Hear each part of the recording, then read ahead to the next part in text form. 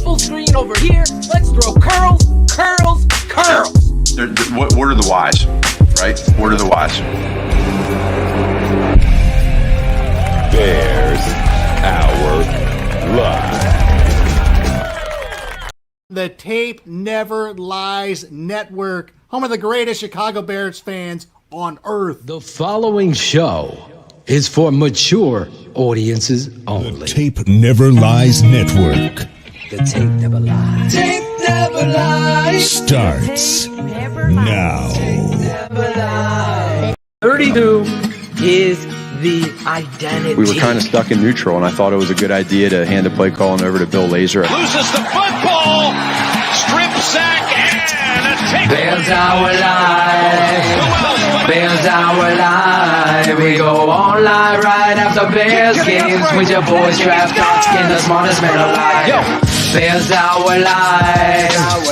Bears our live. We go on live right after Bears games with your boys draft talk and the smartest man alive. Ran up with the true analysis you expect. Raw passion for the show. Bear fans get unless locked in with real emotion and passion for every play. Coach Phil gonna bring that range, but in with facts by shade. Post game show like nothing else you're gonna hear. Some can try to copy, but a bucket's not sincere. Delivering the truth on what just happened, to be clear. That's why we're on TV, so you can see it, not just hear. Hey yo, with draft Dr. Phil, you know it's always hit sticks. Splitting double T's like 96 Hakeem hits. You can tell the shit matters. The Bear love can be felt. Critical of Nagy cause the talent he's been dealt. Cause our life keeps growing. Shane's all knowing. Delivering the truth on how the QB's throwing. Dimes on time or just lacking fundamental. Whatever the case, we get hot like Cecil. Fiery discussion on what happened in the game. This ain't your daddy's postgame, so expect the fucking flame. Not for the average fan, a loss they can't survive. But don't you worry. Bears Hour Live. Bears our live. Bears our live. We go on live right after Bears I don't think we're that much worse. The myth, the red legend, draft Dr. Phil Otoshun. Because teams realize, hey, we gotta stop Matt. When you put that much into it, you don't let that. And the guy next to you said, "You son of a bitch, you better block." That's what happens. That's when you have a real good team. And let's get it on.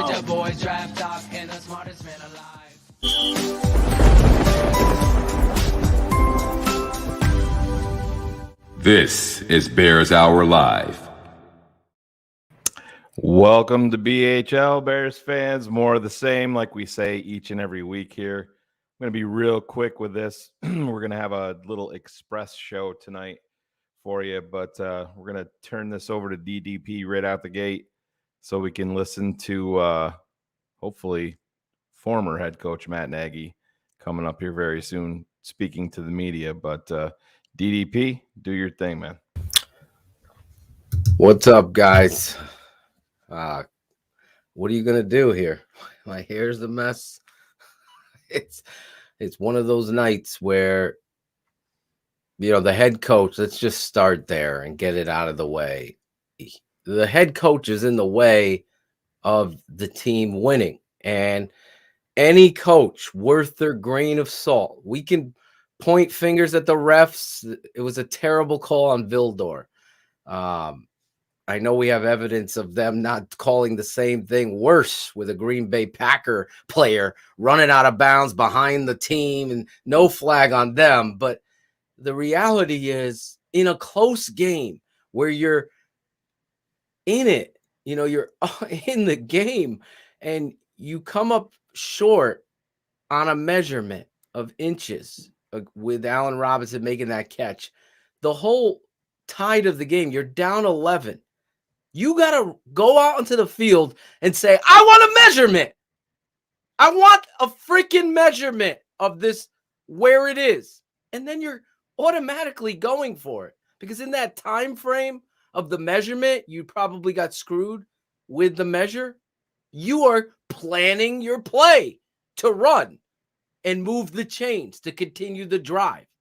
That's what a real head coach does. So when I see these fans like, get off of Matt Nagy. Matt Nagy is the reason you lose. These players lack discipline, tackling, blocking. And I see people I respect, getting after Tevin Jenkins, being thrust and being out all year, having surgery, going out on your rival with a head coach running fucking curls, asking him to protect.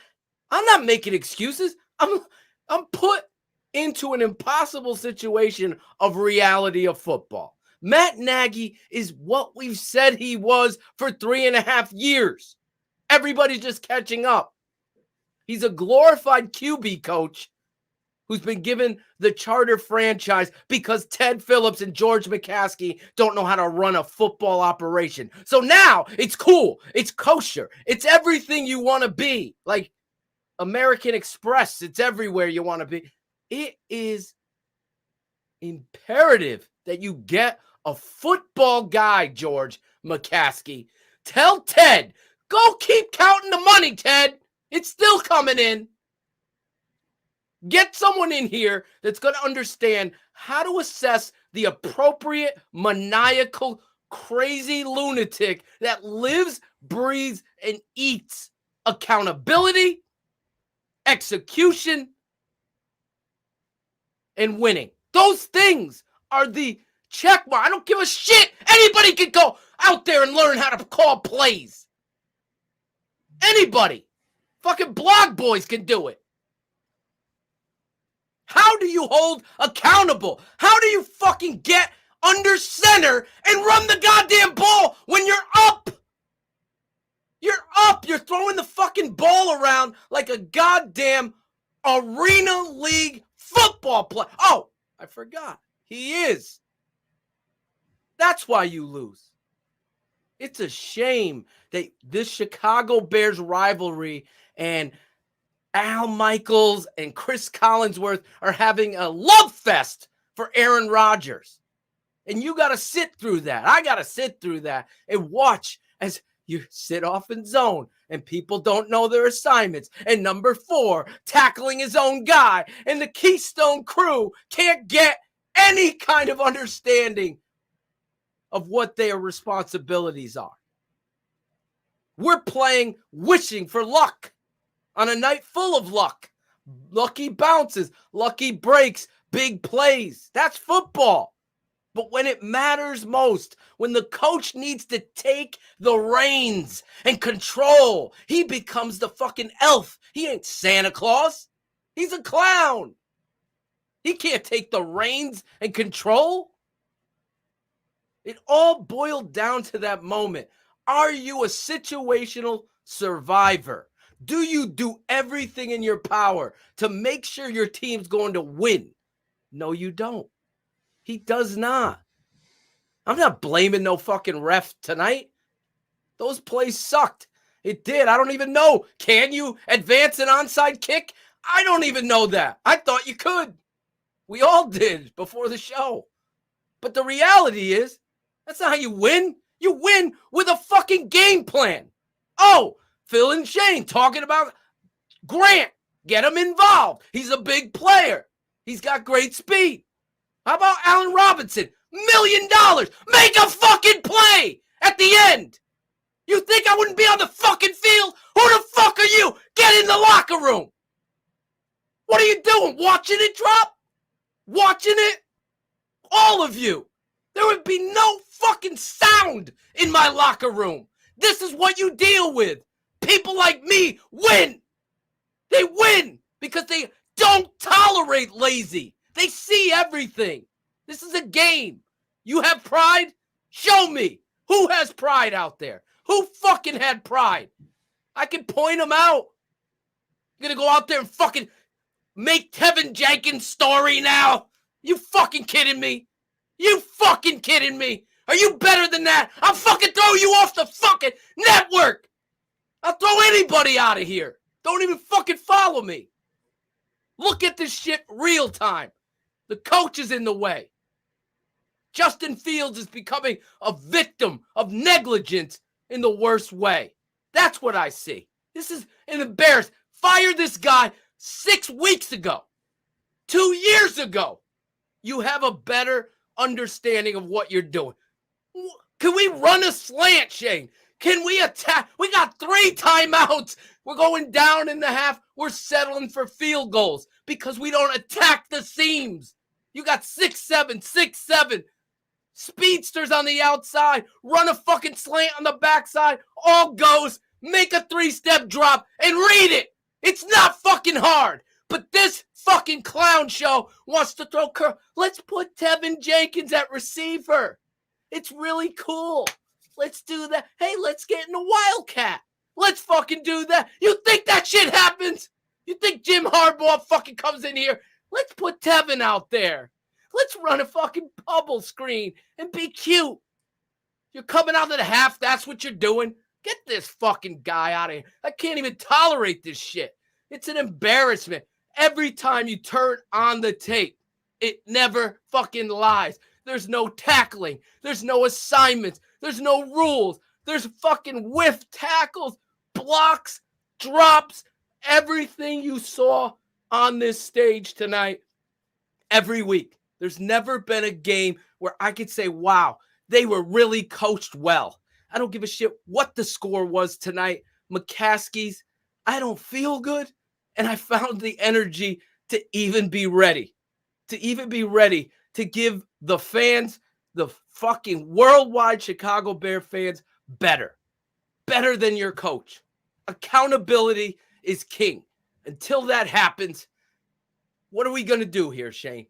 What are we going to do? We're going to continue to be a laughingstock because I know there's enough talent on this football team.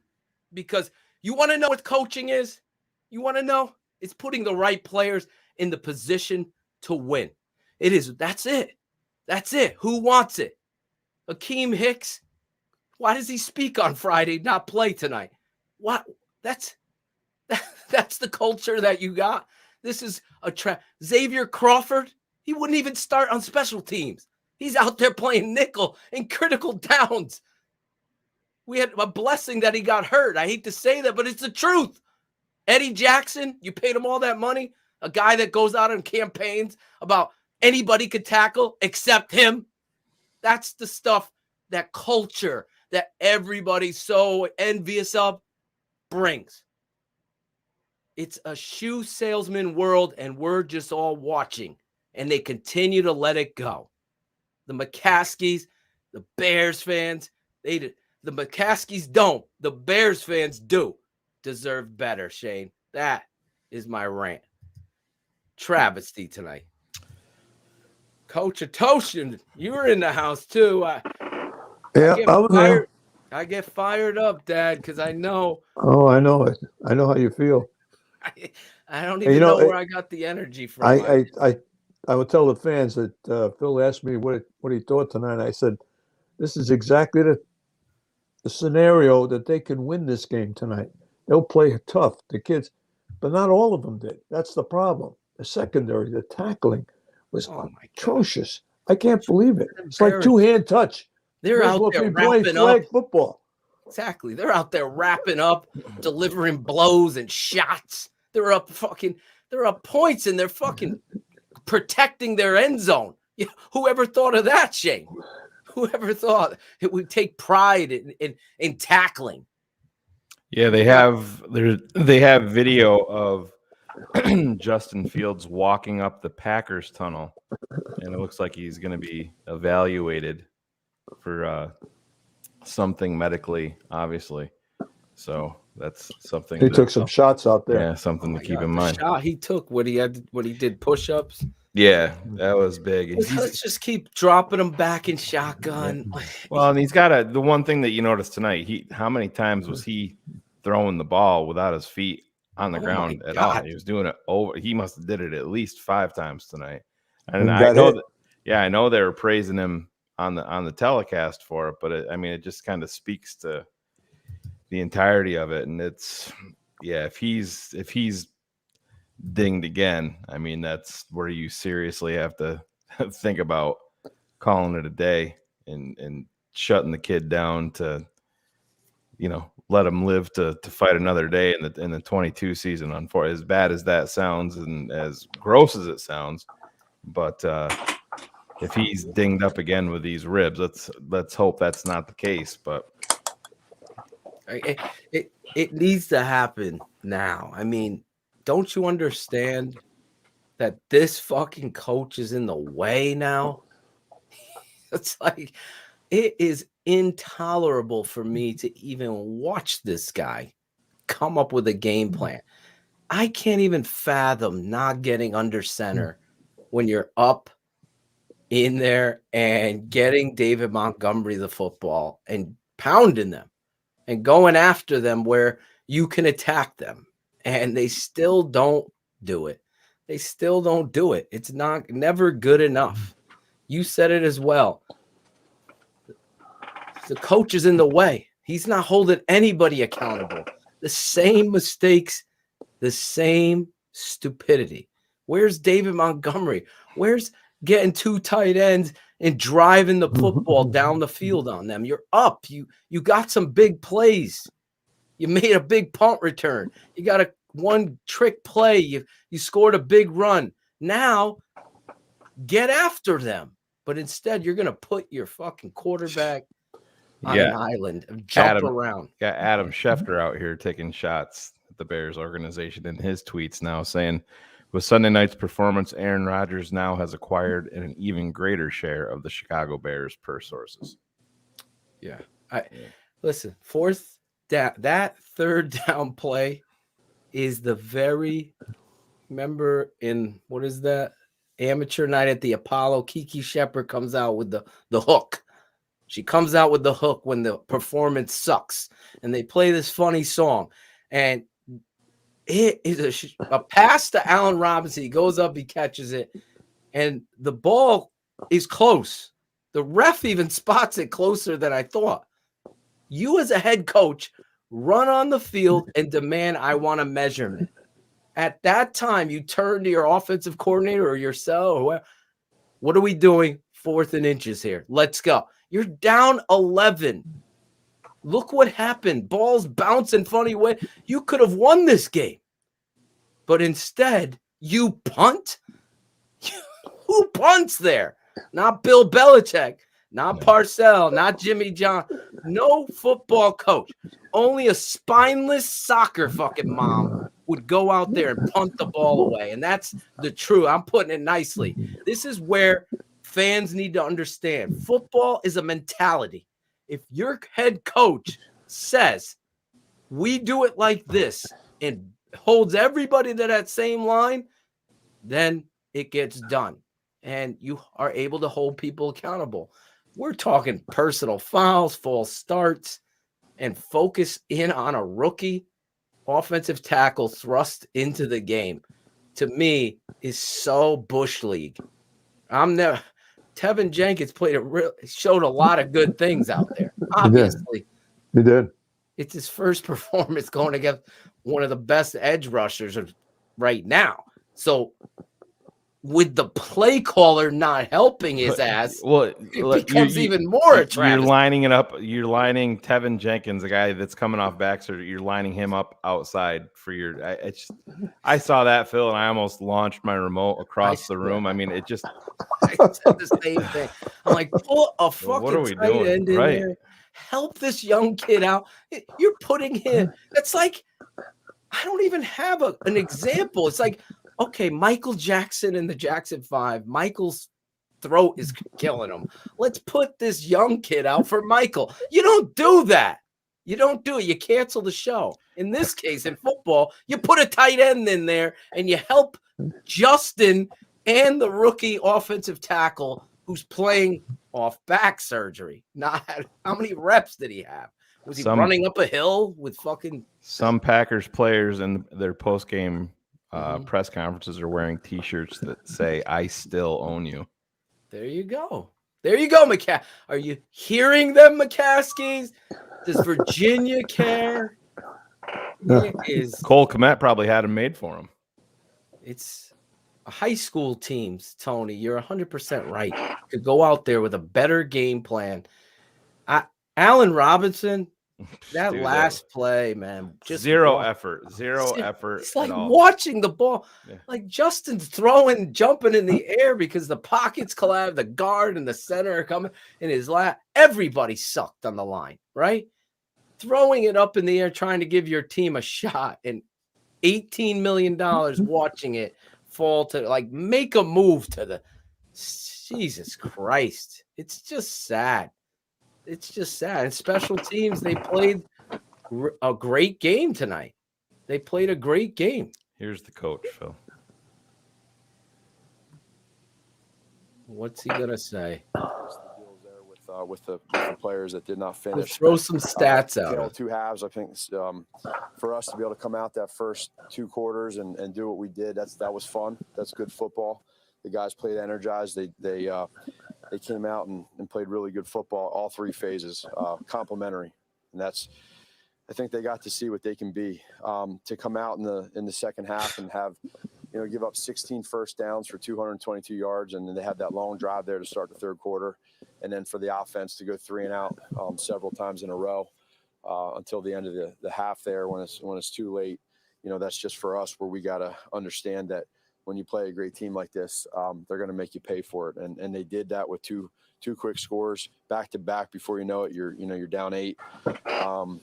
So I thought again, early on, I thought we were getting pressure. Before you know it, Coach, you're in the NFL. You're playing the best quarterback in the league right now. We had some misdirections going on, and the guys made plays. But in the end, we didn't win. We lost, and so I throwing gimmicks up, Coach. Wish that we could have came out here the different. Hopefully you lost your job. So go ahead and open up questions. I just wish, Shane. That I don't. I mean, I think so. That? I know that they had something. Wish, I think they were looking at his hand or something like that, but nothing has been said to me. I think he'll be all right. That was about Fields looking at his hand. Yeah. Yeah, the kid. He's a vet player. He just sat on it. It's a 8 to 10 yard out route. He sat on it. Justin made a good throw. I'm pretty sure he threw it on time. The kid made a good play. What? So you run that play on 3rd and 6 or shorter all the time. It's a bad throw and a bad play. About it, but then bad route. At that point in time, he rounded it. You are a little bit not only that, it shortened it. And go for it. I don't He think had you're wrong if you go at least for put it. a fake towards the post either. and then Saw made what that happened cut. when we He'd have punted been it, wide open. So. Oh my God! Yeah, that's. How is this guy? For Imagine for him this guy was a real estate agent. Came in as a camp arm, off to the sideline on the and he's the fucking head coach of the Bears. We got you. We got your back. And what did he do? He led the team down for a touchdown. That's growth for that kid. He's another national TV embarrassment. And tell him when you have a guy that in this moment, in this stage, when you throw a pick 6, that's not easy. A lot of guys hang on to that. Not Justin. Fucking Green Bay fans, you know what they were chanting? Up a little bit, and he gets fired up. Don't fire Nagy. They were chanting that shit. When you have injury with your ribs, they were chanting that shit. You don't know how it's going to go. You don't know how many hits, how it's going to affect him. But he was smart. You want to change this? When he scrambled, he got down. What we said. He got out of bounds when he needed to. And still pushing for Olin Kreutz. I know the Trace Armstrong stuff, defense, which is pretty good. Has been talked about, but you got to get someone in there that's going to actually find football toughness. Yeah, this pussification of the Bears is just. Never saw the Bears like that. Yeah, oh my God, missed for guys. Although we all understand that it's the next man up mentality. The first half they were blitzing and they were getting to the quarterback, and they ran out of gas. But that's what you do as a coach. You put substitutes in. You don't have your 2 starters in there anyway. May as well play them all. Keep them fresh. Get on that quarterback. All he did, they weren't running the ball until the 4th quarter. They started getting chunks with the run. Not game, even and freaking running. Touchdown. And then we got to bounce back on offense and at least flip the field. I can't wait till Baralissimo shows the fucking. Got the ball. They come back. How many empty sets? How many shotguns? Back to back. Before you know it, it's they started the second half with the other kid, number 8, at running back. Oh my God, Damian Williams. Yeah. I said, what are we doing here? Tonight, but it just wasn't good enough. I mean, that kid Montgomery made some catches today. Were unbelievable. Yeah, I have to see it on tape. You're right. I mean, it is right, Phil.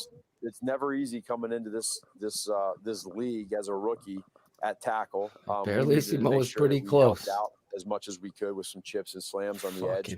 45 to 30. Most tackles in that situation. When you we'll go. You had a punt return and a big play. I think he's I think he's going to have a really, really good career. I think his future is very, very bright. And you learn from these moments, you know. You really. I do. will So, say that he'll be just fine. call And, on Kendall he's gonna Vildor was was and he's gonna do everything he can to atrocious. get better. Yeah. It was the wrong fucking call. Mm-hmm. I don't know if we can get footage of the Packer player running through the fucking stands and coming back out. The one place I could pull it from, I'm not going to. Yeah, don't. In that second half, and then But when you get we'll behind, find it. on the ball, you probably have a little Barlissimo bit and more I will catches get it. But there in that situation. it's the punt when Jakeem Grant slips and falls. The Green Bay Packer gunner runs out of bounds, runs behind our bench, all the way down the all the way down Not the really, field. not There's with no what we thought flag. we could do This tonight, kid especially. goes, makes a We felt movement really out of good bounds, about our steps out of special bounds, teams comes in this back game, in and, like he's supposed to, and it's there's a an aggressive flag. mentality. I think you got to pick and Fuck choose outta when you do return it because it can get you in trouble. Mustafa But sucked. when you have a guy like him, Same that can be thing. electric and do Center things like he can, can't he just do took it. 97 yards. And then it seems to be a good decision. But, But Shane, I trust he's done it I don't a know long if you time, didn't. and I I trust saw in Jakeem. I thought he had a late. great game with that. I see Grant jumping back in the game. Like in the second half, you're not even trying. Right. Is it You're what? not even What was the first trying. part? Yeah. Jesus. Let's run the Wildcat a few more times. Why don't we? The three phases was key. I mean, you could feel it all night, whether it was a kick return, whether it was us on kickoff return, whether it was a punt return, our field goals, with Cairo, just across the board. The special David teams was Montgomery, just, you Jeff, felt like Norland, they were going to give you he great got field 10 position, carries. and they did that. So 10 to get fucking carries. a muff punt fumble Exactly, recovery Jeff. as well, it didn't happen, but man, it would have been. Are a you pretty kidding good me? night Like, for them, and I thought they played get well. this freaking clown college the fuck out of town. Yeah. Oh my God. Fun. It was Oh fun. yeah. What's fun? That first Throwing the half, ball around is fun. When you coach and you play that This first half guy. the way we did, that's what it's all about. That's why we do what we do. And let's face it, there's been difficult times this year, for everybody, for the players, for the coaches.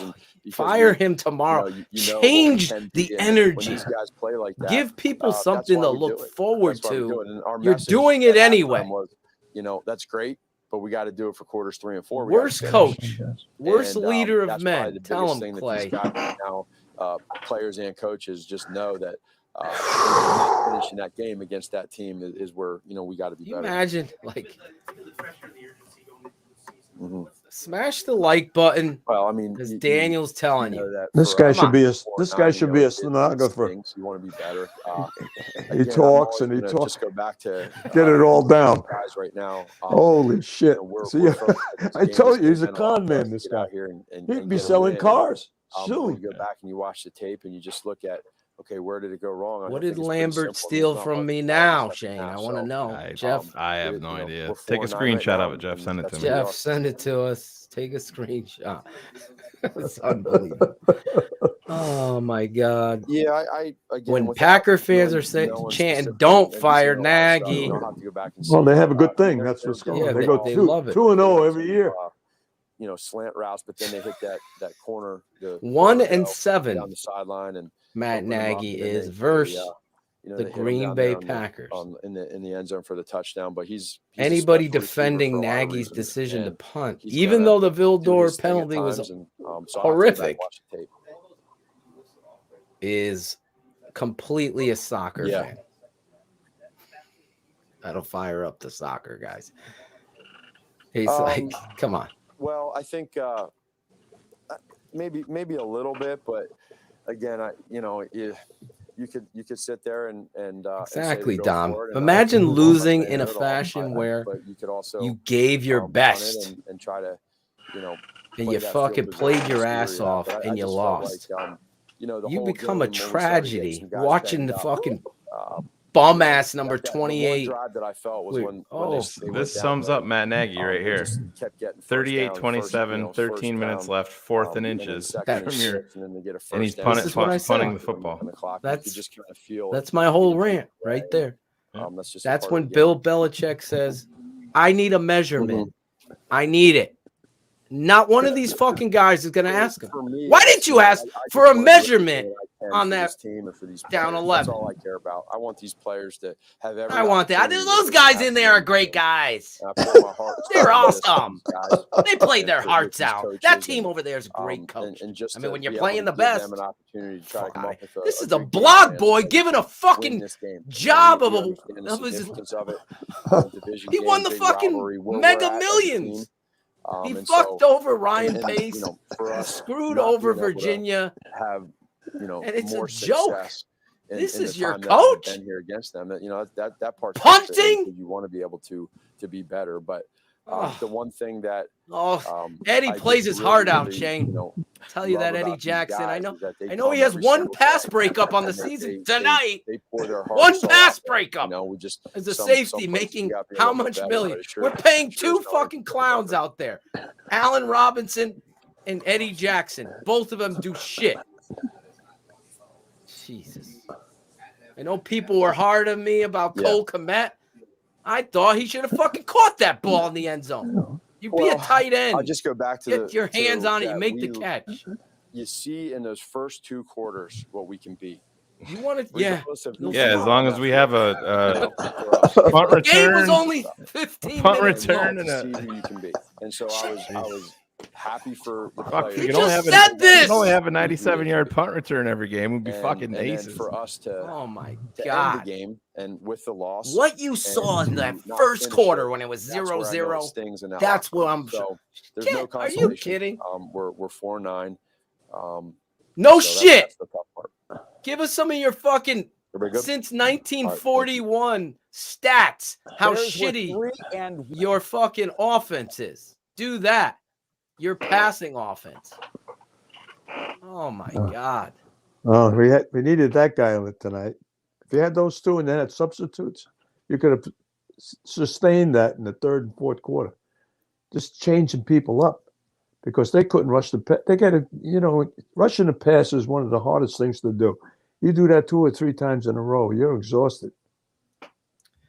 Listen, Justin Fields obviously didn't play a very great game. There's no doubt. But there is just extreme, completely negligence of the worst kind. Yeah, he's You're very caught, far from being put in the best position possible. That's for sure. I want to know how many times he was under center. I don't understand. I don't understand. I've been around. I don't think he was. I don't think he was under the center once. You're just completely clueless. And Shane put up the punt. I ranted about the punt, but coming out of the half, you completely go into gimmick mode. You got Damian Williams, like my dad said. You got Tevin Jenkins lined up as you want to be talked about like you're some fucking great. Look at what he's doing over here. He's got the left tackle playing receiver, and he's going to run a bubble, get a block. Meanwhile, the kid's coming off fucking surgery, Shane, and you're putting him out there as I can't. Oh my God! So you're bell cow back. Yes. You're up 27-24 at halftime. You're bell cow back in David Montgomery. If I told you, Phil, on the patron halftime show, that David Montgomery was going to get one more carry the entire second insanity. half. One insanity. Insanity. You're up. You're up, and you came out of the half with Damian Williams. You saw Dayball in Buffalo against Tampa today. Do it today. He went an entire half and never ran the ball with the running back one time. Not one. Oh. It's unbelievable. You want to know the whys? That's the whys. You want to know the fucking whys, Coach Nagy? That's the why. Why am I getting fired? Why do you have a job? Because of the McCaskies. They're too pussy. That's the truth. You're too afraid of what the outside world is saying instead of recognizing maybe the outside world, who we haven't listened to in 101 years, is right.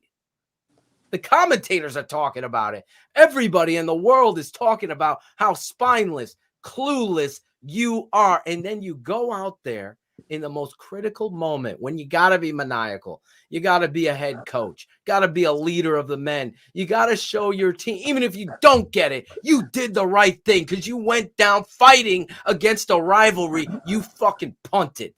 You punted. That's where you punt his ass out of town. And you get someone in here that has fucking pride and has just a maniacal understanding of how to be a leader of men. I don't care if he's a fucking special teams coach, defensive guy, offensive guy. That guy has got to fucking take Brad Biggs and every fucking media person and make them fucking nervous because he's going to answer them in a non-coward's way. He ain't going to throw a stat out there. He's going to throw a football thing like David Montgomery did the other day. You guys got to get better with your fucking questions, is what our running back said. A running back said to the media there in Chicago. We can't get that from our head coach. We can't get anything from our head coach. We can't get the truth. We can't get a good plan. We can't get accountability. We can't beat Green Bay. He's 1-7. 1-7. And the McCaskies are still going to stroll down this lane like driving Miss Daisy. Here we go. Where do you want to stop, Matt? Where do you want to stop? We'll stop at the Black Monday. We'll fire you then. We'll keep everything okay. It comes with a job. He's a millionaire. You little fucking troll boy morons. You don't understand? This is what he signed up for. You fucking turn this around and you preach be you. Right? Be you. You preach that. He has never shown, he hasn't found his identity or the why since he's been here. It's too late. It's too late. But I can't tolerate watching this continuous Humpty Dumpty, how you fall down bullshit Chicago Bears organization. It is an extreme letdown of epic proportions. I had no belief. I said 35-7 or 28-7, something like that. There's hope, guys. We don't think there's hope. Not with this guy. Not with this clown show, Adrian. You're right. And be perfectly honest, I have been laying down on the couch all day. I have not felt well. But I'm coaching the game, Dad. I'm feeling, hey, you got an opportunity. Maybe my dad's right. These guys are coming to play. And then Matt Nagy gets in the way. He does, because there's that moment where the guys are believing, right? They're in this game. And what does Shane say? What was your question to me, Shane? Would you believe up 6 coming out the half? They're up 3. Up 3 coming out the half. You don't get David Montgomery. Who does that? Who does that? One carry. I got to tell you something. It's amazing. Your audience out there should understand. You got maybe 3 great players on offense. Maybe. Okay, 3. The quarterback is one of them. That kid's going to be a great quarterback. But David Montgomery is the best back in the NFL, I think. That's my opinion. That kid makes plays that can't. I love him too. And he caught the ball tonight. The play he made was unbelievable. Where the guy was going up for the interception. Oh, the focus catch. And he just focused on that ball and took it, turned around and started running. I mean, this guy is incredible. They should be running circle chokes with this guy. He should be coming out of the backfield screens. He should be 90% of your offense is what it should be.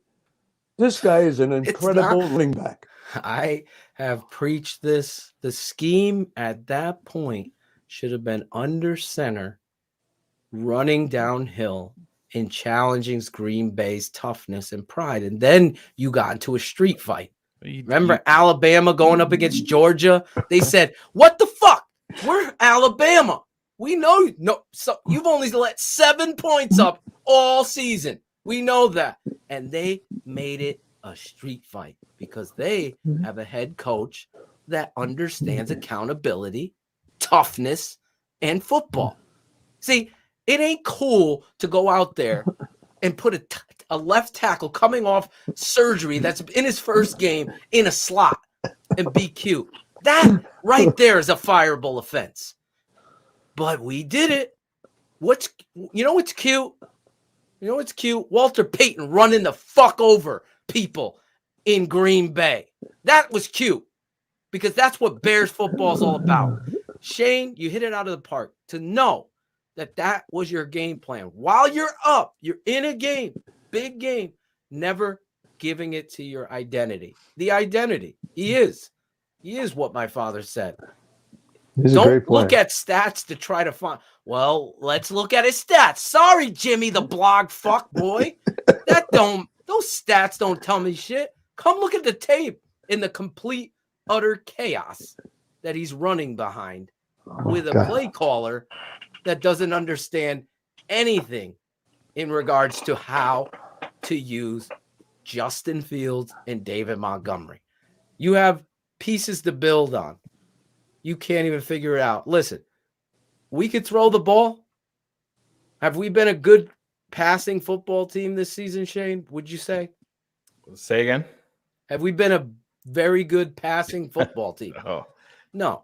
Not even in Chicago Bears standards. Exactly. Not even close. So in a game where it's close, this guy decided to go empties and shotgun and throw the football around. And to top it all off, run curls doing it. Never a slant. You ran a fucking Texas route in shotgun with Demir Bird and David Montgomery. He hit the Texas route is you press to the outside like you're going to the flat and then get under that backer, and he took it to the house, made a house call, Demir Bird. Give credit to Demir. This guy's been disappeared all season. Tonight he showed up. I give him credit. But that's how you use the backs in situations. Texas route. Yeah, you saw Rasul Douglas almost get a second pick tonight because he knew the curl was coming. He jumped on it, and I was shocked that he didn't take it back. Well, you never threatened the seams the whole day. So what are you doing? You're curling and you're hooking. They're just sitting there. And outs. That's it. They're doing curl, hook, out. What? Curl. Different hook. Hook, out. What? Curl. We can have a whole new song right there. Angelo in the chorus. I'll tell you what. That's all they did. They didn't. Listen, you have Jimmy fucking Graham and this tight end Cole Kmet, who's been, I don't care what anyone says. I'm watching the tape. He's been a disappointment. Big one. Did you see the play where he misses the first block? He misses the second block. And then he's standing. Wait till I put that one out there. I should just put Benny Hill music to it. I thought Leno was an all-time low. Cole Kmet tonight on that one play. I would be playing that, and Cole would totally hate me for weeks, and then he'd love me later on because you know what? I'd never do that again because I don't want to be embarrassed by Coach Phil in front of my whole team where he's putting Benny Hill music and making me look so dumb. Oh, I'm mad at him. And then all of a sudden he'll realize I'm the one that looked dumb. Coach is tough loving me. Matt Nagy, he's patting him on the ass. Good try out there, buddy. Thanks, bud. Good try out there. That's a loser's mentality. 3 points you got in the second half from the shoe salesman. It's unbelievable. I can't make this up if I tried. But it's the same thing. And the Packer fans. It's very, very depressing getting on the show with you guys all the time. And just really, I feel so bad for you. All of you. Same. All your fans out there. It's really bad. I was looking at one of the last things they put on the TV before I left to come in here to put it on. With the last 6 coaches, what their records were, who they were. And it's a joke. It's none of them. None of them, you know what I mean? That not a one of them is a qualified guy. Yeah, 15 wins against the Packers total since what, Ditka, right? Or was that since Wanstead? It was one of them. I think 7 or 8 of them were from when Lovey was coach. So that kind of shows you. But Phil, real quick, I'll throw this up if you want to remove the comment. I just want to let me say this real quick and then put it up. Ivan Vargas, my boy, is pointing this out. People do not go down this road and just shut these dumbasses down. Justin Fields is not a bust. That is just the stupidity of all stupidity. What Matt Nagy and company, just by Shane showing you David Montgomery not getting but 1 carry in the second half when you're up 3 points is a reason why you get rid of somebody like this, and also a reason why Justin Fields is being put in places he shouldn't be put in. It's get the just quarterback up there if you want him. All right, let's see. Can't hear him. On some there other it places he was jumping around. So I mean, he's a great player, and you got to give credit to him. I still can't get over Nagy talking about the first half, Shane. I mean, it was simple. We knew, coming in from the first half that we were We up. only played like the first half. They have on that side. Great. And it's just that simple. So of course we were satisfied with the first half, but we Trumpet, that we understand. He's a rookie playing in the NFL. Come on, everybody knows that. I feel like I played all right. There's always room to improve, so gotta keep getting better. Shout out to the 309 Bears crew in the Casa. Shout out to you guys. Don't abandon the run when you're winning. That's coaching 101. Stay protected and not take any hits, of course. And I think there was one sack where I just kind of fell down. I just wasn't trying to, take a major hit. So the main thing was just protecting myself. Yeah, it's kind of sore right now. I feel it every throw, but the pain is the same at pretty much every throw. So it's like, the pain is bearable. So again, I'm just gonna continue. It's definitely gonna keep getting better each and every day. And not on my ribs, just on my hand, but my hand is just swollen a little bit. So yeah, left hand. So there we go.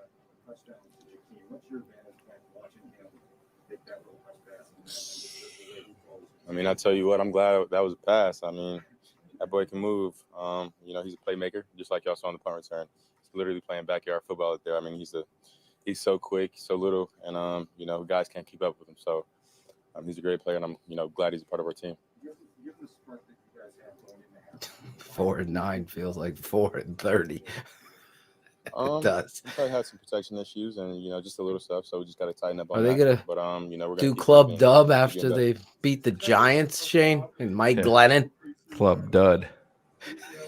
Let's go club dub after we beat Mike Glennon and the Giants. They will. And I know that he wanted to play great today, and the sack he gave up, I just told him, look, I mean, it's your first game. Bill Belichick went out there. Night, you're threw the ball 3 times. Every playing time right now. And won.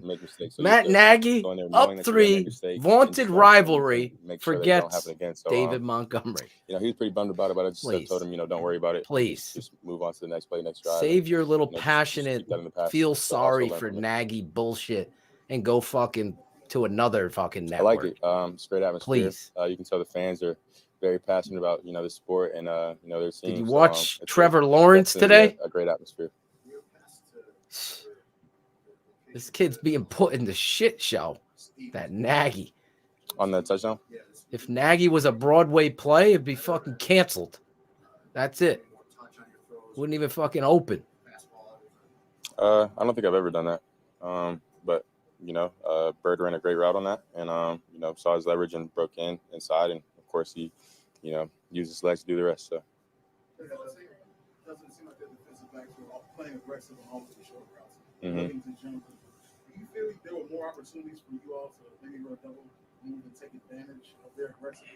Yeah, for sure. We were talking about it on the sideline, but we just never got it dialed up on the field. But it was 29 definitely being the more aggressive corner this game, and Eric, he's a great player too, but it was more at 29. He was trying to jump pretty much every route. You talked about the end of urgency going into this game. What's the feeling in the locker room after a loss? Trying to catch up on all your comments in the chat. You guys are fired up. I told the guys before the game, there's no better.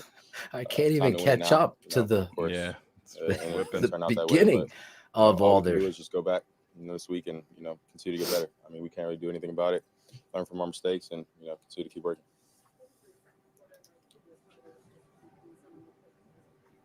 Yeah, it was awesome. Seeing so many explosive plays, but again, at the same time, after you score those touchdowns, you just know that you have to continue to put up points. It's 27-21 at the half. Points on the board, so Dustin's be able to right, but the Bears, before the Bears got the ball back, it was 27-24. Yeah, because Packers got it and kicked the field goal. Right, not necessarily afraid. We just knew it was going to happen. Because they went right down the field. Aaron Rodgers not put up any points in the second half. That's just rarely going to happen. But when that point in time when that happened, remember like 2 years ago when I said David Montgomery's your identity, just continue and Matt Nagy still can't figure it out. Me and Clay. Yeah, to take Clay. To me after the game and looks like he's a military man, so I'll fucking hire Clay. That's the one positive that we're going to take out of this, this loss is that we're continuing to get better each and every week, and we're going to continue to do that, and hopefully, build not only next game, but just next year too. Let's just keep on building. If I could teach one fucking person one thing, football in the NFL. Everybody's great. All these fucking guys are athletes. I even said against all my fucking heart, Shane. Build on that and just know that Charles Leno's even a good athlete. And the coach is the difference maker in all of it because they put the players and make the calls in situations that get you there. Yeah, that's why awesome. It's so important. That this kid be surrounded by competence, not negligence, not stupidity. How in God's green fucking earth are you at Lambeau Field not running the fucking ball with David Montgomery? How? If you told me that, even as Shane is saying, it's still hitting me. It's insanity. Show them, show them. It's insanity. And, tell them verbally and just, keep on telling them like, we're getting better, and I know my teammates. My guys aren't gonna, go down. They're not gonna, give up. Everybody's still season's over. Caught up on the fucking halftime score like it fucking matters. The overall point is David Montgomery touched the fucking ball one time, guys. But keep on talking about the fucking score at halftime. Jesus Christ. Yeah, we talked a little bit. Will Mookie Hill. They probably had clubs up at half. They were winning. Yeah. He inspires me to. He's a great quarterback. That's my boy from Jersey right there. Ever do it. So, I'm catching up on your posts, guys. It was 27-21 at half. What Shane was saying. But to be more clear, he's the head coach, so he's going to make all the when the Bears got the ball back, they were still up 3. But I mean, because they I'm going to stick with every drove right down the field and kicked the field goal. So we good there now, or? No, I think they scored a touchdown, right? So it's 28-27. I think on a couple of third downs, they were down one, yeah. Manning him but up and putting a safety over either way, it doesn't matter. I missed him on one. I think it was the first or second drive on one touchdown. He was back in the end zone wide open, so that was my fault. But just like I said before, learning from mistakes and making sure it doesn't happen again. Yeah, appreciate y'all. We're all the way back here. Justin Chris, Fields, time for our United. We need to get that curl hook out song getting with Angelo in the middle. Jesus. It's a good... Marcus, I'm not worried. I've been wrong plenty, bro. I'm not sure if you're new to this. I'm wrong every fucking week. I told you I was a Deshaun Kaiser fan. So I'm not worried about being wrong. So spell my name right if you're gonna fucking bitch to me. How about that? It's Shane with a Y. We're all asking the why. Yeah, Jordan, I'm asking why. Why isn't I'm Ben so Mason worried about being wrong? That's all I'm concerned about. Jesus Christ. We don't care. Sean Desai, the defensive coordinator. Shane. Gotta go. Gotta go. He's too failed. big. It's too big for him, Phil. I mean, it's you see, everybody was excited about Ogletree to begin the year. Man, that's to me, that ship has sailed. The kid that Tennessee picked up off waivers. Blanking on his name right now. Cunningham. Yeah, Zach Cunningham. I would have loved to seen Chicago put in a waiver claim for him, and he fell beyond Chicago's claim, obviously, because Tennessee picked him up. But they have so many moves, and I know people don't want to hear this, but to the point that you're at with the way that you're rebuilding this team, and you're going to have to sink in a $100 million plus contract at some point into an off the ball linebacker.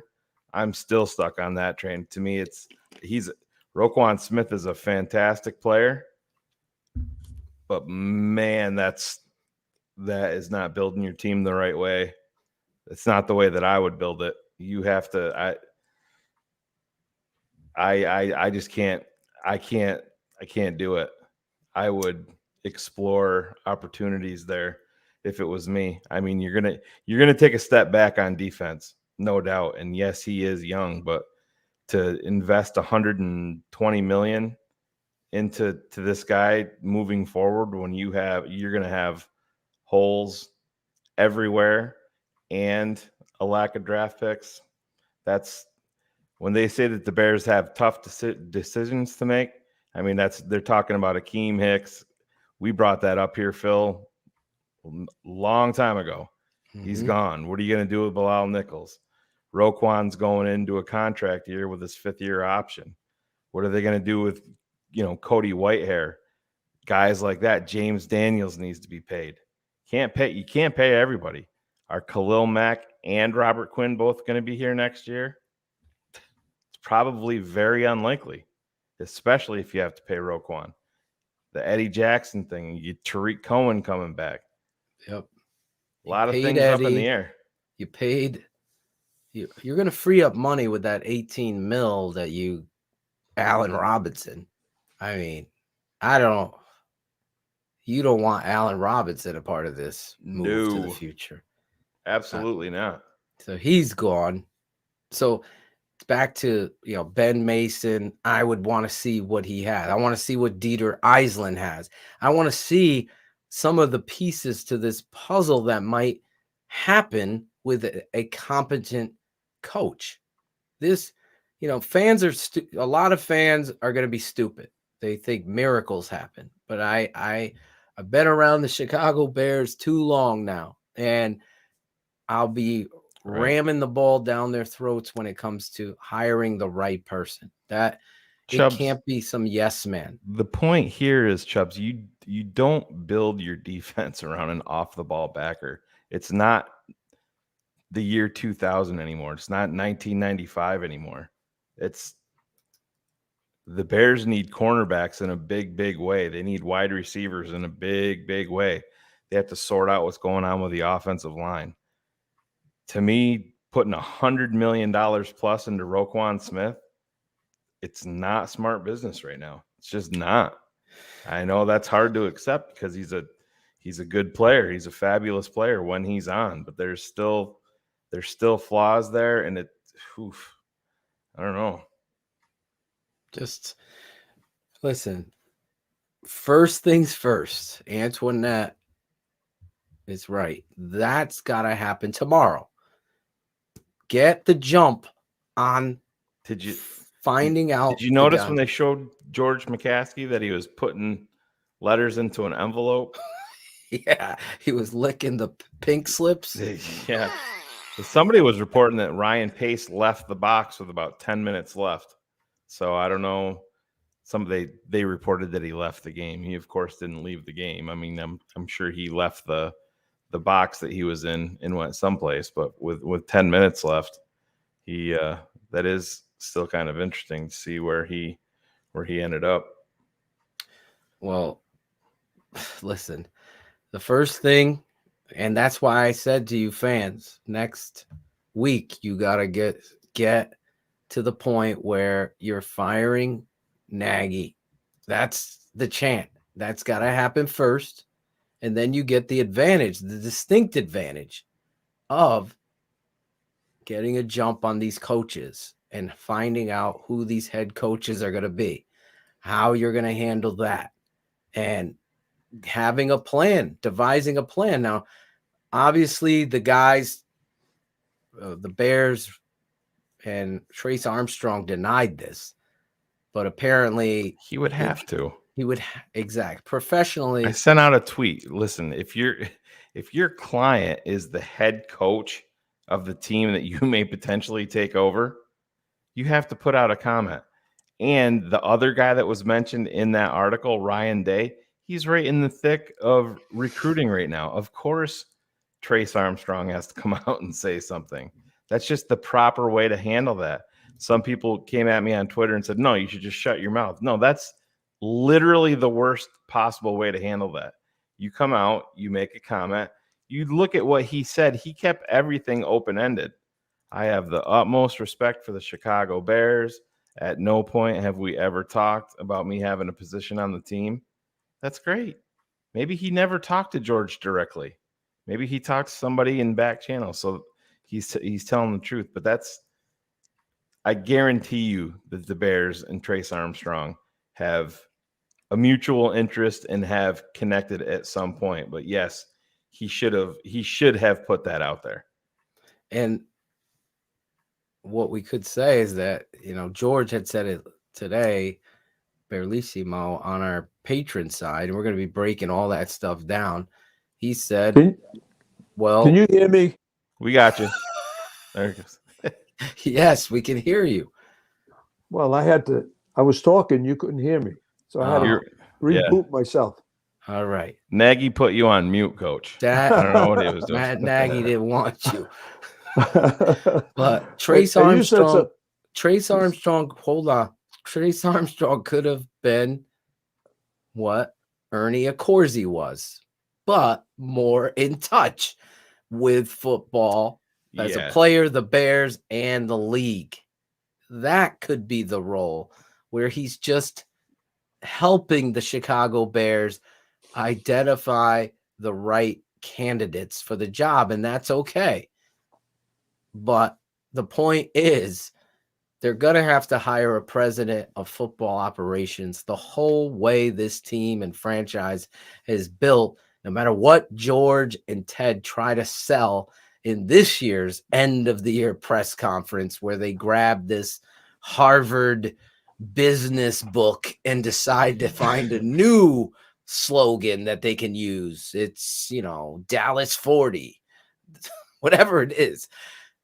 They cannot go at this by themselves or hire an outside firm to do it. They have to hire their own person that's responsible for this. That's where the football guy. Yeah, that's where a guy like Trace Armstrong, he literally has coaches at every level that he's an agent for. He's got connections up and down. So, I mean, that's somebody that's going to help fill your coaching staff. Oh, I got this guy. And who knows if it's Ryan Day? I have questions myself about Ryan Day. But to me right now, none of this matters until these guys are launched to the moon. But once they do go, a guy like Trace Armstrong, I get it. I get the Bears looking at a guy like that. He's connected throughout the league, throughout college football, with everybody, and that's part of what you need. He's familiar with the culture at Hallis Hall. He knows. I'm sure he knows a lot of the ins and outs and a lot of the bullshit and where a lot of the skeletons are. Not because he played there so long ago, but because he deals with people throughout the league. These guys know the shit that goes on at Hallis Hall, and if winning, trust me, they know. Priority number one, exactly. One of his teammates told me today he was joking about the Bears organization but that'll be a whole nother story. That's the reality of what this franchise has become. You've become a joke, and past players, alumni, everybody sees what it is that you're bringing to the table. And if you're inadequate at finding the right coach, because I'll say it again, because I think too many people read these blog boys and they think these stats that are thrown out there are real. The difference between winning and losing in the NFL is a very small margin. The fact that the Bears had playoff hope still is a showcase of that. So to get the right coach in there that is making the right personnel decisions, that is preparing. Tonight we saw in situations Matt Nagy's way in over his head. The jokes, the fact that he's happy about where they were at halftime is a joke in itself. I laughed at Will Mookie Hill's club dub at the half, but there's some validity to it. It's like, who even talks about that except our coach, except this coach? Losers brag about losing. That's where we are. Let's throw out some stats. We got out of a 6-game losing streak, Shane. We really did it. Yeah. We really did it. That's not how you win football games. That's not how you win in this league. This culture that's such the envy is bullshit. Don't lie to your fans. Go out there, George. Don't do this. Ryan and Matt are men of character. They are both, like Ted, outstanding leaders. I've been most impressed with how well they collaborate. If you were so impressed with that, you don't need to read it off a script. If you're so impressed with the leadership that they are, you just talk about it right there. The fact that you have to read it is a lie. And this is where Chicago Bears fans need. I mean, I have passion and pride for this team, and people think it's a joke. Like, why do you care so much? Because I love the game of football, and I love the Chicago Bears. So what am I going to do? Just sit there and take it? Or am I going to do something about it? I've already built this brand, the Tape Never Lies Network. We already had 1,200 of live listeners here. I think people around the league watch and see. They steal and they take and they write. And a lot of the things that we've said have come to fruition. So something we're doing matters. If it matters to you, then you'll know. There's that 1% rule. Or my Uncle Sam called it a 10% rule. The 10% rule, as he explained to me and my father when we visited him in Cleveland, is this. Everybody in the NFL has talent. It's the 10% that have the coaches that build off that talent and understand how to use it are the reason why they're in the playoffs all the time. So that 10% right there, that finite, is why I go crazy when I see a fraud, a phony that is the head coach. We can go through the league and we could see this is a good coach. This is not a good coach. We knew Matt Nagy wasn't a good coach year one when they went and won the North. And I was still telling everybody, this guy is a fraud. He's getting over on Vic Fangio's amazing defense. 39 takeaways. Think about it. 39. When's the last interception we had? Roquan? For Christ's sake, we don't even know how to tackle out there. And we're sitting here in the doldrums and the jokes of the league because we continue to hire Dick Duran, Mark Trestman, Matt Nagy, John Fox after his time. He's just collecting a check, can't wait to golf. This is the Chicago Bears. Until that changes, we're going to be still stuck with the likes of these unprepared, completely in over their head shoe salesmen on the job. And I won't tolerate that shit. No way, no hell. I will tell you this again. Olin Kreutz, we don't agree on Sam Mustipher. Olin, I think he's terrible. You love him, got it. But I do love Olin. And I think that Olin understands the league, but most importantly, he understands the Chicago Bears. And the organization is afraid of Olin. And that is a great thing because he is going to stand for what needs to happen. And that is hiring the right GM and measuring the magnitude of a man who is going to lead this football team. I'll tell you what, it ain't going to be Mark Trestman walking through that fucking door with Olin Kreutz, Shane, is it? Absolutely not. Exactly. Well, you have Bruce Arians. Think about this organ. Ernie Accorsi, Ted Phillips.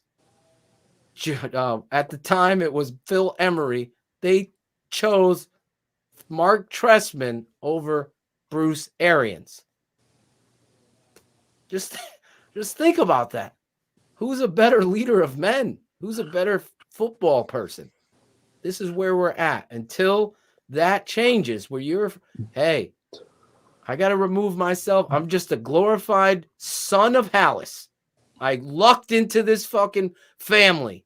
I was born into this family. I don't know anything about the game of football.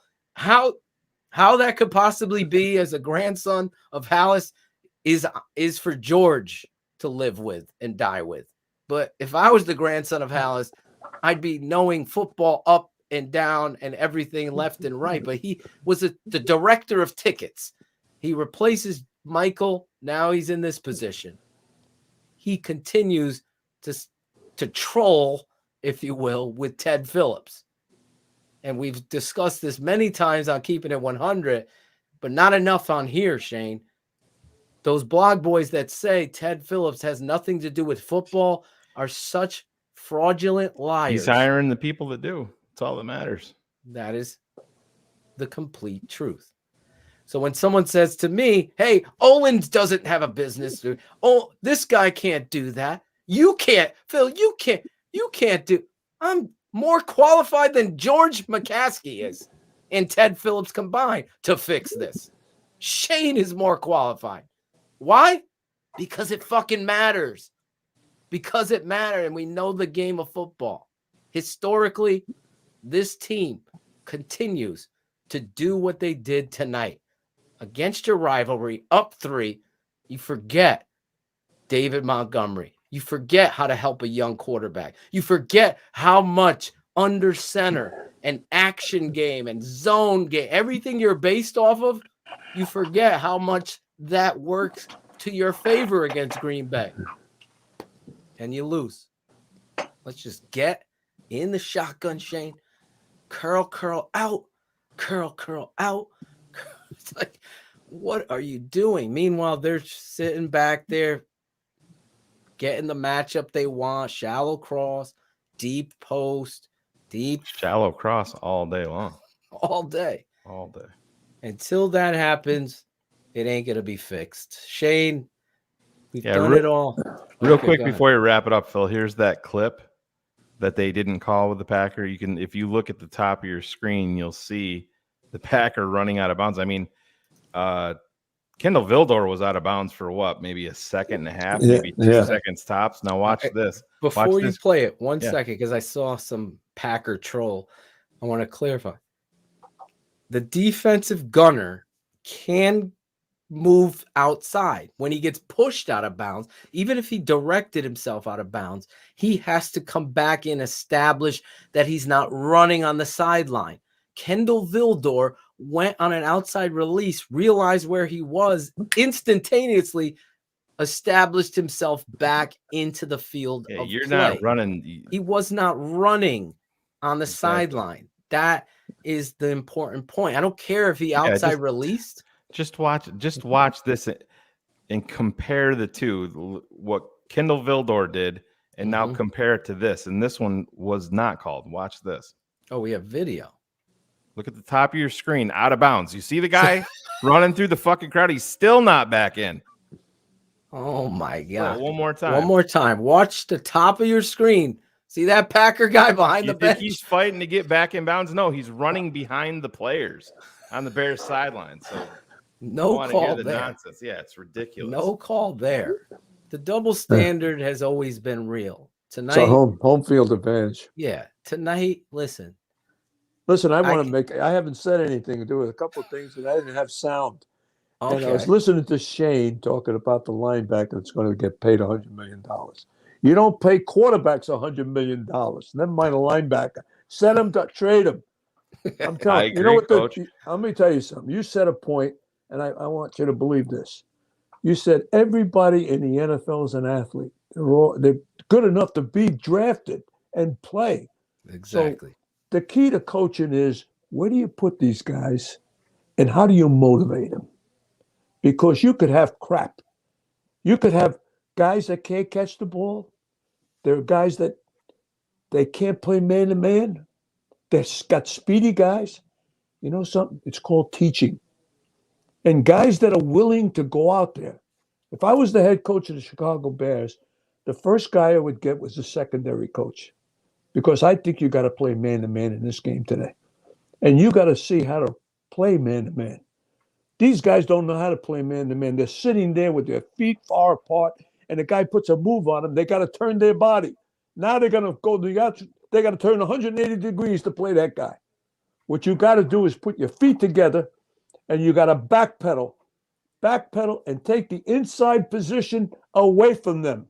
You can catch up on the fade, but you can't catch up on the slant. You got to play that. These guys don't know how to play man-to-man defense.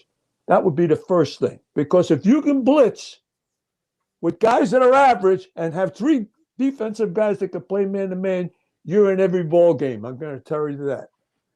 And I just think that, you're going to have a lot of average play. What are you going to do? You don't have great ones.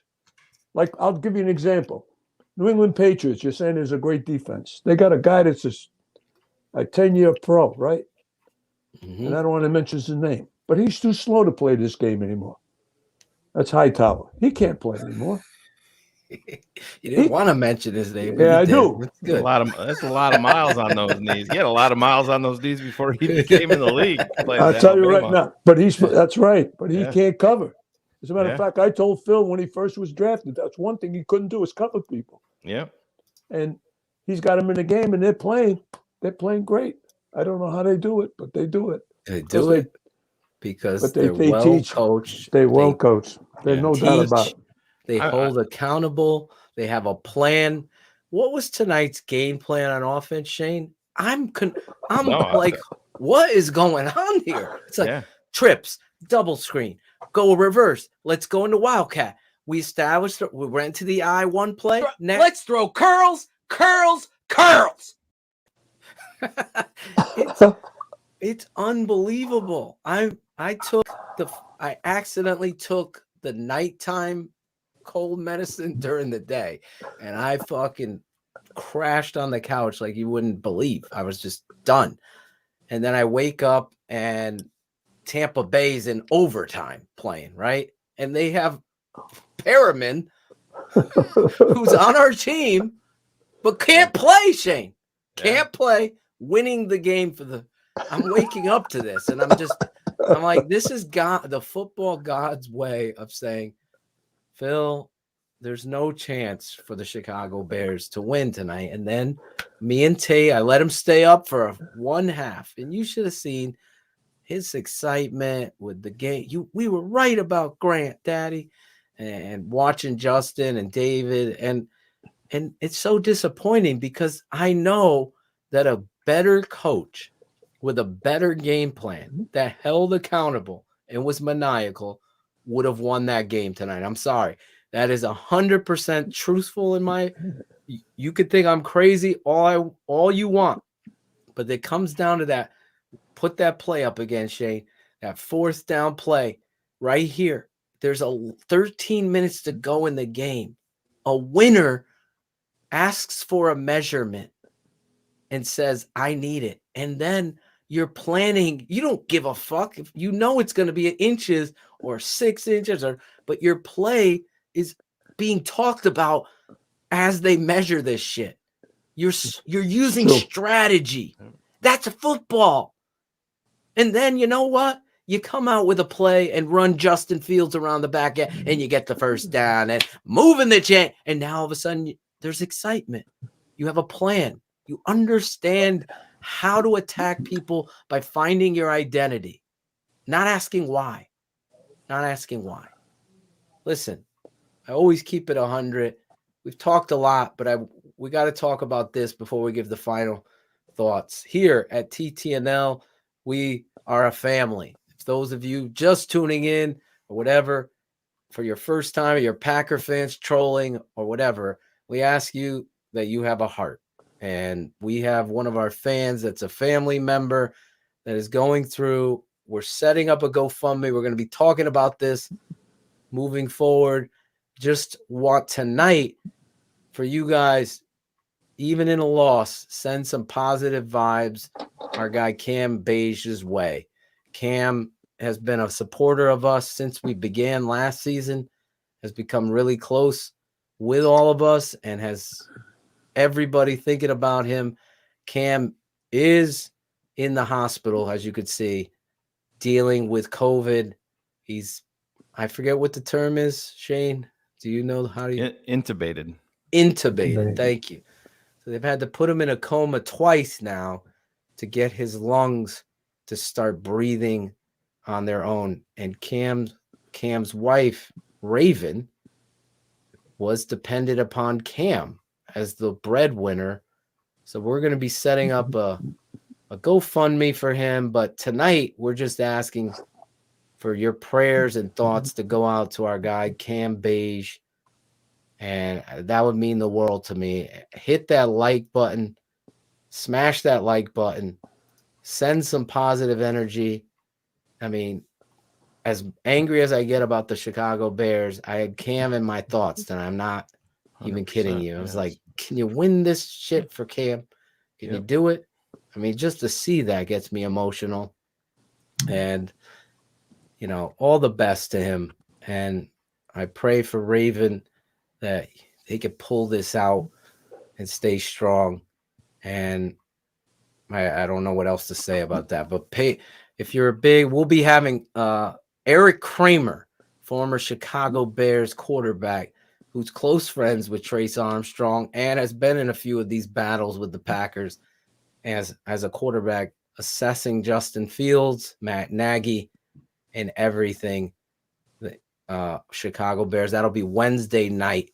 Tomorrow night, I got Chris Zorich and me on the Super 16 College Bowl show. So we'll be going over all the bowls tomorrow night. And that's it. So hopefully you guys tune in. We'll let you know on Wednesday night that GoFundMe, that'll be live. Cam Strong. And if you can, it's $1. Talking, not everybody, this Christmas time, holidays, we all get it. But in real life, family steps up for family. This TTNL network, we take a lot of pride in helping out our family. So we will get to that and let you guys know on Wednesday if you would like to. $1, every dollar counts right now. Shane, your final thoughts? Or Coach, Dad, you haven't spoken a lot. Well, my final thoughts are, well, I agree with everything that you guys are talking about. It's a shame. It's very bad coaching out there, secondary tackling. I mean, you're in the game. You guys want to play, and you got some guys that can't play. They're just not, their heart and soul isn't in it. And that's most of those guys in this. Eddie Jackson's one of them. I mean, he hasn't made a tackle all year. I haven't seen him make one. He did make one tonight, late in the game against hand tackle. He pushed him out of bounds. No, he made a tackle. I gotta keep it 100. He did. It was. I must have missed one. The receiver, Adams. It was over the middle. Adams got a first down, but he did make the tackle. Waylon, the GoFundMe will be open for a long time, so it doesn't. It's gonna go live on Wednesday. That doesn't mean it's shut down on Wednesday. So if you want to, it's not a one-night thing. If you want to make a donation on Friday, this ain't a halftime for Coach Nagy to celebrate. Donate whatever you would like to donate whenever you can donate, and that's all that matters.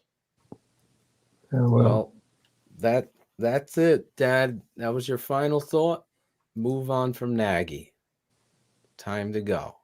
Shane, you have a final thought?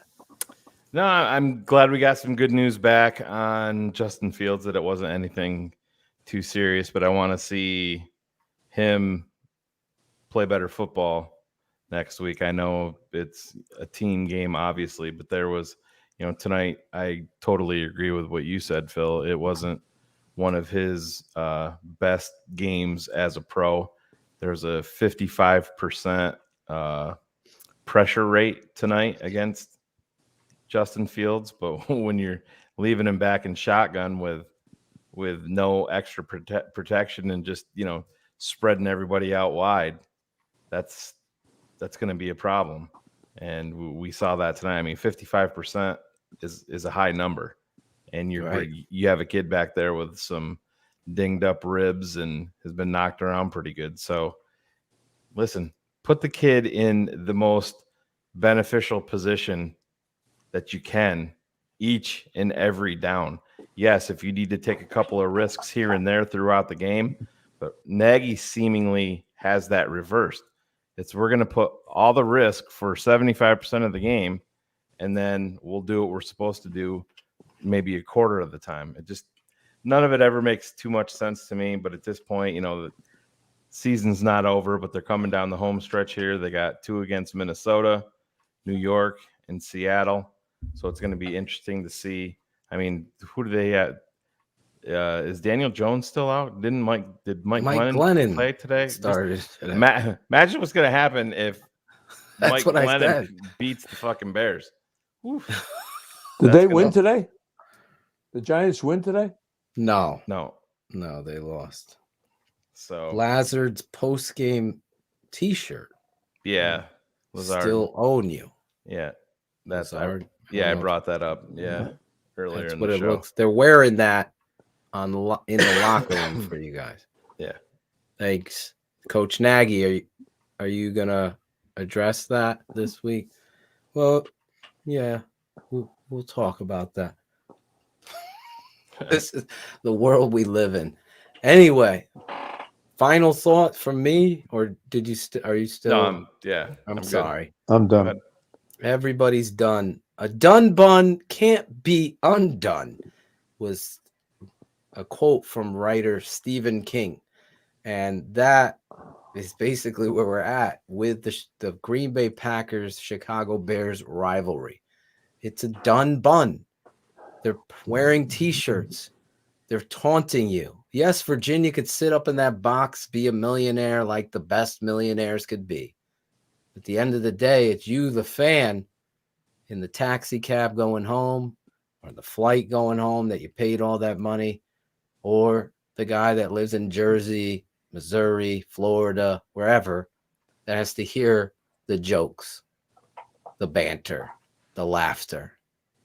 The fact that Justin Fields is a bust, the fact that your coach can't get out of his way, the fact that you're a clown show, you're continuously losing on the national stage in a fashion with which isn't good losing. It's demoralizing. You don't have a better shitty cake because you put some freaking chocolate chips on it. The cake still is shitty. The Chicago Bears are run so backwards. Until that changes, until you fans stand up, like some of you said, don't show up to the game. If you do go to the game, you let them know that Nagy must go. Because that's the first thing they have to do is break this complete idiocracy, this prideful joke that they don't fire coaches in the season. I'm going to argue they don't get to change sooner. They don't get to build better and quicker. They're going to push out the Greg Braggs of the world, the Matt Carsonses of the world, the Jim Larrisons of the world. They're going to push those loyal fans out so other people get a cheap ticket and watch a game for the NFL. That's not winning. That's losing. Do it. Stand up for the truth. Fire Nagy. Get rid of these guys. And let's demand a better run Chicago Bears organization. For Shane Marsaw, for my father, Coach Atoshin jumping on late night. Didn't think we were even going to go this long tonight, but we did.